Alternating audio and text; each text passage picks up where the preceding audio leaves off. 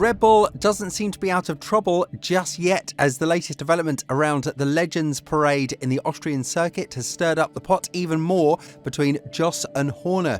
Furthermore, the team principal seems to have a different opinion to Marko when it comes to the sister team Racing Bulls, one that aims to be more and more independent in the upcoming period from the Austrian squad.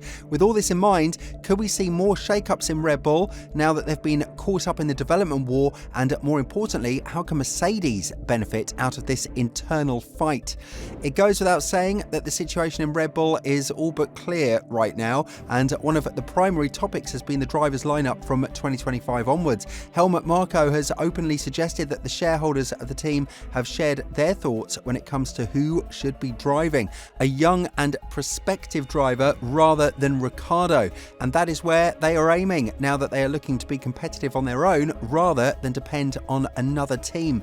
This, however, has been somehow denied by Horner, who said that questions of this character will be addressed properly during the intra-team meetings and not in the public like Marko wants to do, as the veteran Austrian went to the extent of saying that the fact that Ricciardo didn't deliver the required performance to replace Perez is enough for them to put Lawson in there from 2025 onwards. Judging by the proximate history of Red Bull's behaviour towards their underperforming driver, which cannot be quite said for Ricciardo as he scored points in Austria while Tsunoda was nowhere to be found, it wouldn't be surprising to see him sacked during the summer period in the same manner that he replaced Nick de Vries. Adding further to this extent, Horner said, "I think anything regarding the drivers' lineup is going to be dealt with in-house before we talk to the media about it. They are all, as I say, Red Bull drivers, and every Red Bull driver knows that there is always a pressure and scrutiny. Daniel is in the seat now, and it's up to him to make the most of that, and then it's always, as we see in Formula 1, things are always fluid. The team is working closely with him, but in Formula 1 there is always pressure. Daniel knows that better than anyone, and particularly in Red Bull, there is always pressure regarding any seat, but Daniel is more than aware of that." And when you have Peter Bayer, the CEO of Racing Bulls, openly talking about the slow form of Ricciardo and how he is definitely under pressure to lose his seat, you know that changes are bound to happen. But the question is whether the power of Horner would extend to the lengths of protecting the future of the Aussie, despite him not being the type of driver that Racing Bulls want to continue the collaboration with. Lawson has received increased interest from outside teams like Audi, and this goes to show that there is always a threat that you can lose the super talented drivers to other squads if you do not provide them with a proper seat sooner rather than later. And on top of that, Red Bull is now dealing with the problems between Jos Verstappen and Christian Horner, with the 50-year-old team principal now doing open actions against the father of the three-time world champion due to the toxic relationship that prevails between them. Both Max and Marko believe that this could have been avoided and not spilled in the media, because once something of this character is out in the news, it could be easily turned into an untrue scenario that the team would have no arguments to defend against, and it would only fuel more bad news for them in the foreseeable future. According to Jos Verstappen, the actions of Horner were aimed towards him not driving the RB8 during the event called the Legends Parade in Austria, despite Horner denying all of these claims and saying that it has nothing to do with him rather than the circuit organisers themselves. While this is hard to believe, it is the official stance of the Brit and we have to stand by it. But if you are to ask Jos Verstappen, you would receive a different side to the story, as the father of Max went on to say, "Over the past few days, I've heard from several people that Christian Horner did everything he could to make sure that I don't drive and to otherwise make sure nothing would be filmed. Then I think, say it to my face. This way, I don't want to do it anymore. I find it very disappointing. I am completely done with Horner. It looks like a kindergarten. I could have driven, but I pulled out." It wouldn't have been such a big deal had it not been for the media finding out and making it an even bigger situation than what it is right now. But even if it's not for the media, it's definitely something that is bothering Red Bull right now, given the fact that they have been caught up in the development war by McLaren, and the only reason they've been able to stay ahead is the fact that Verstappen knows how to drive the car to the absolute perfection. However, even the three-time world champion said that if he is forced to do this every weekend, then he will eventually fail multiple times. And now that McLaren has the absolute package, it would be very interesting to see whether they have the capability to carry the momentum to the remainder of the season and challenge Red Bull in both championships. given the poor form of Perez.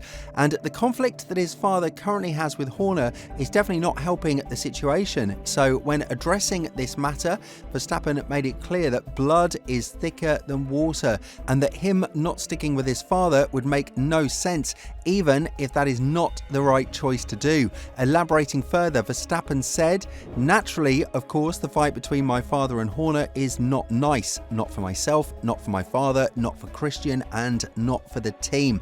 Of course, you don't want these things to happen. My dad has been quite clear about the reason behind it, and of course, I can understand his opinion on it, because at the end of the day, he gets asked to drive the car, finds out he is not wanted to drive the car. My dad doesn't actually care about driving the car, but he got asked. Please do it for the Dutch fans. Red Bull, we have a great relationship with. It's our home track, so I understand, but the scenario could have been easily avoided."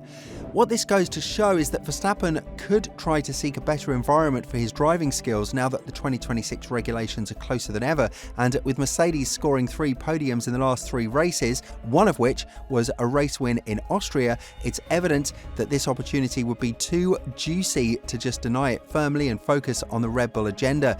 Obviously, Verstappen has sided himself with his father and Helmut Marko, who are obvious nemesis to Horner, and it has now been brought under question as to whether the internal power struggle between these figures in Red Bull has gotten into Max's head to the point of him committing mistakes that he wouldn't usually commit during a normal racing weekend.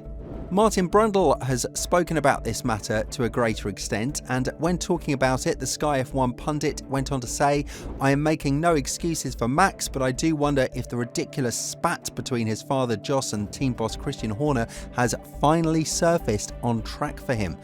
When you have Helmut Marko trying to call for internal peace in the team and focusing on the greater good, which is to try to defend against McLaren, that seems to have a greater stable platform and a wider operating window, especially on low fuel in the latter part of the race, as we saw in Imola and in Austria. Then you begin to understand that the situation might be more serious than usual because of the underperformance of Perez, heavily affecting Red Bull in the Constructors' Championship as well. This is why Marko feels like whatever is going on between Horner and Jos needs to stop immediately, as they have greater goals to focus on.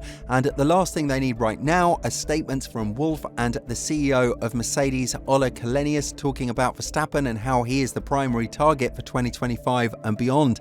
When talking about this situation, Marko went on to say, "I would describe it as we call it in German, kindergarten.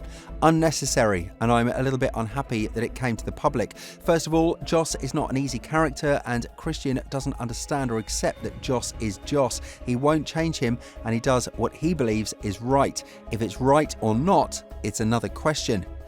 With all this in mind, do you think that Red Bull has what it takes to defend against the growing threat of McLaren? And do you think that the environment has reached the point of toxicity that Verstappen can't handle and will move away from?